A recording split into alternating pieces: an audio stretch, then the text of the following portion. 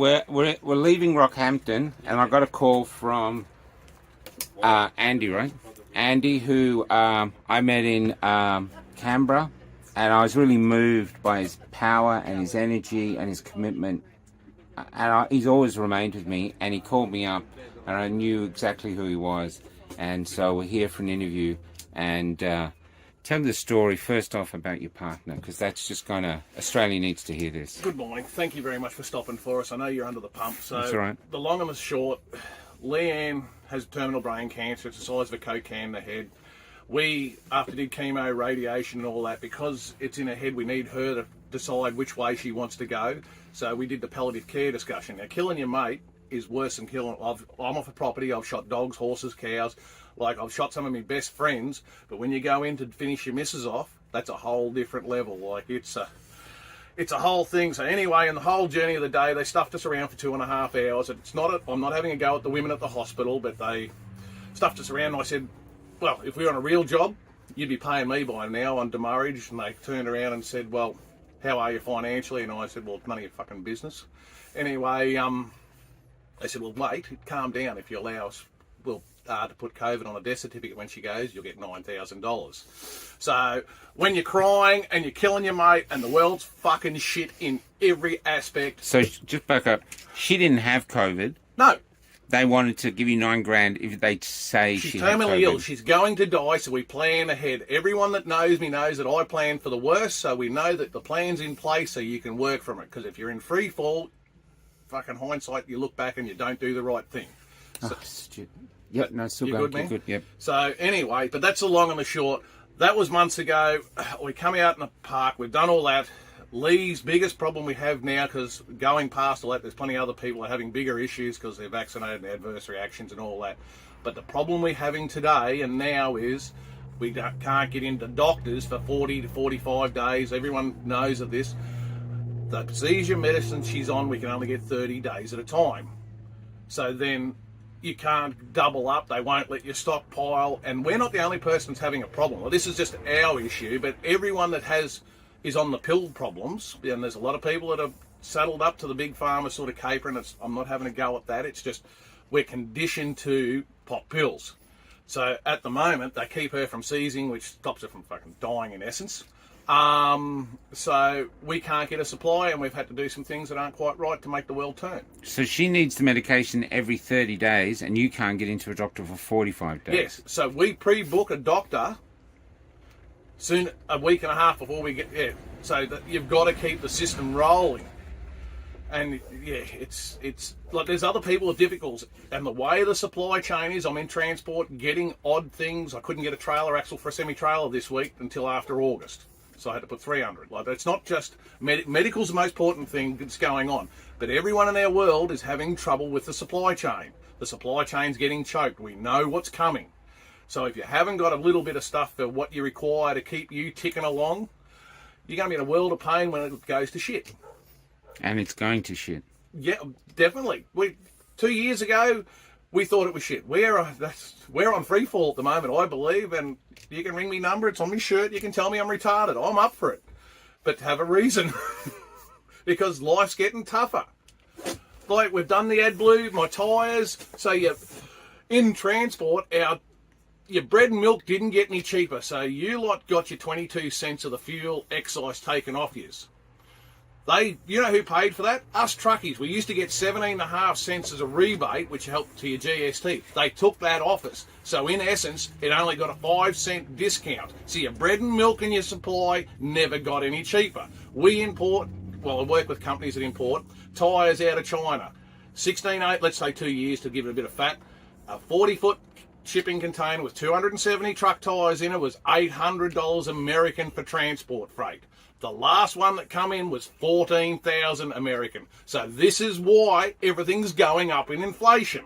Because you're not seeing this, but our running costs have gone up on an exponential cost out of this world. So just because we've put our rates up, we're trying to keep rubber and fuel and oil and filters, having trouble getting oil filters, fuel filters. So, like, it's going to make the world tough. So let's come back to my wife, because she's fucking number one. The rest of the world can get stuffed. trying to get the world right, you've got to have what you need to keep functioning. Yeah, that's And right. we don't need a lot. But if your mate's going to shiver and shake and fucking wake, like, she died in the middle of the night. They sent me an ambulance from fucking Northside Rocky. 50 minutes I worked on Leanne. And like when your best mate sounds like a gut-shot kangaroo, that's, you think, the worst noise. When they stop making the noise and the world goes to shit, you really know you're in it. Now, that's about it, Michael. I can't put it up any easier than that, but please be careful and get your shit ready, because I want to be so married, I want to be so wrong. I want none of this to happen. But we're living it. Okay, give me a moment. Let's hear from you, my darling. I've got nothing. How are you coping? Day by day. I just do it day by day, do a little bit each day. You religious? No. She believes in God, but we don't do. Yeah, but no, I don't go to church though. I didn't mean church, I mean you're a believer? I am a believer. I don't know what to say. I'm so You upset. don't have to, Michael. Look, Yeah, I've got nothing. it's good.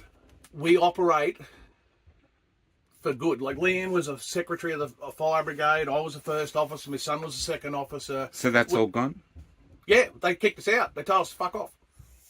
I turned up the other day to a extraction. A jab bloke got pissed, fell over, broke his shoulder, bled out. I don't know. There was a lot of blood in the ground. The way it congealed, I think he might have been looked after. But we do extractions, like we'd go and help 2 chicks in an ambulance. We're not allowed to do that. I'll help anyone. Everyone that knows me, we pull up and help everyone. And I can concur. He was in Epic. He was incredible. Absolutely incredible. He was a superstar down there. And superstar because of his empathy. I was a big fan of his. Well, we don't do this to be anyone. I know. That was just you, Yeah. you know. When we're judged, and I'll do the religion side, or the belief side, because religion is politics, so it's corrupted as shit. But you've got to believe, because we're not the smartest bastards that stand on 2 feet. Like, come on. We've proven that. Have a look what's going on around us. Yeah. But when we get, and we're all going to visit our last breath, if we can lay there and we've done this, like we've made the decision with Leanne, that this is the toughest decision you'll ever make. If she goes to hospital, she's going to die on her own, the way things work. We've made that decision because we can't get into the hospitals. Okay. Let's just back up a bit. Sorry, Mike. Sorry. I get a bit red cordial. Yeah, that's okay. No, it's not that. It's passion. Let's move to Epic and how you said you were getting sick. Let's bring that out too, because we all got sick. Okay, so when we went to Epic, I set up my little truck. I took down a little tilt tray. I took a vet. I took 3 youngsters. It was great to see 3 20-year-olds, and they had more spine when they chased us out of Epic with those guns and that on the Sunday. I seen those 3 kids do some remarkable stuff that I saw big blokes like me trembling. And but the sickness, so we had a tarp, a big fly out, a 40-foot tarp over my truck. We set it up because we do bushwork, so we had a fly, barbecue under it, all the rest to keep the dew off. As long and the short, while we were down there, we got crook. We got coughing up dry. It wasn't phlegm, it was like spit. It was wrong, but the fatigue, the burnt lips. Julie from Kansas, an she's a SAC nurse. She looked like she'd been punched in the mouth on the Saturday that we all went on the 12th. And then on the 19th, I think was the next Saturday. Yeah, Julie looked like someone had punched her in the mouth. She come back with sores that big. She was fine in the morning from when we left Cotters. Epic that day. And then when we went to Cotters the week after. But the fatigue that followed up, everyone I come across, they were just, your hips ached, your body's burnt. I had a little lass on me shoulders out there at where we climbed the hill to Parliament House.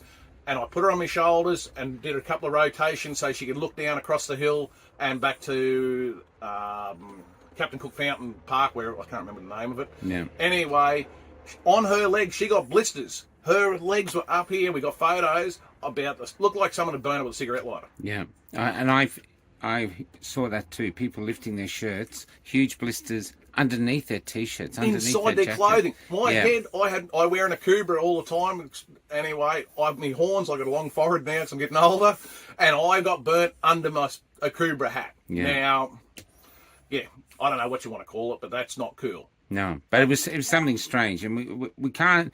They say nothing happened, but there was something weird being used against us. We were affected by something that wasn't normal. Yeah. It wasn't viral, it wasn't crook, because no one got crook consistently together. No. People in the same camps that were living, because we're all living in close quarters. Yeah. And it wasn't like a transmissible. It was because the veteran got cooked when he come home with us. One of the kids, they were sort of later. It was not cool what they did down there. I come home and got blood tests, never got anything out of it. The doctors don't believe that there could have been anything like it. Well, we wouldn't have believed it except for we were that flat. I put it down to we had flat batteries. Their fatigue was that bad. Like, I've been poisoned from stupidity as a kid in shearing sheds with arsenic. And the fatigue in that, I've had pneumonia. It was a different version to anything I'd felt in my entire life. Yeah, I agree. And I don't have the words. I'm sorry. I don't understand what it was. But it was uncool. Yeah. Thank you. Is there anything else you'd like to say?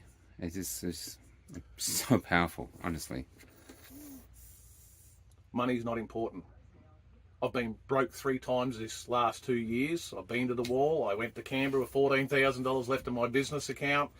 I even had my own fuel, my own water to get me home from out there because I expected the world to change. So we went down to Canberra to see change. David Hurley was supposed to do his job and sack the government because they're not operating as... We pay them. They should be operating for us. We went down there to see it fold. We were naive, or I was. I'll fucking put both hands up to it. I was really naive that I expected something to change, but I bought the Constitution since I'm back. I've been studying it. The Constitution is written for people with integrity. We are operating with people that don't have integrity. So if you do not stand on the rule of common law, not even common law, it's common good. It's the good of humanity and people. Don't worry about anything they can fine you with. What about where's your heart? So if they haven't got integrity, we can't operate with them. And that's why they just shun us, push us aside, because they have no integrity, and we are more or less ants under their feet, I believe. And I could be wrong. I'm married, I've been wrong before.